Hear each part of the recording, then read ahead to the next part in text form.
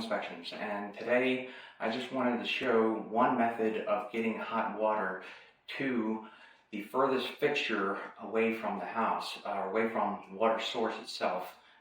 It's usually located, the water heater is usually located in the basement, or the crawl space, or somewhere located on the first floor. Now, very large homes, it takes a very long time once you turn on the hot water for that water to get hot, especially if it's on the other side of the house.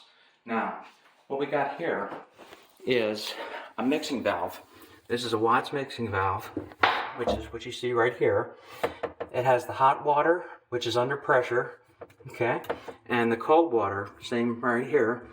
And what this does, this right here, you can adjust it, to make it come, allow more to flow or less to flow.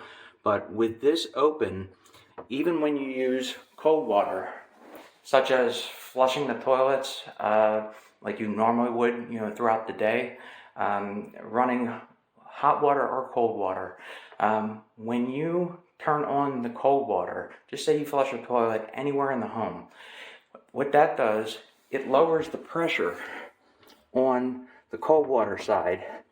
So this right here will actually pass through and mix with this and go through the lines. A portion of it will.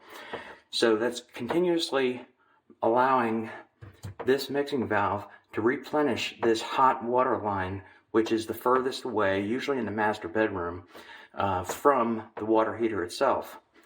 And that right there is one method of getting hot water to the sinks much faster. Patrick with Dynamic Home Inspections. You have a good day.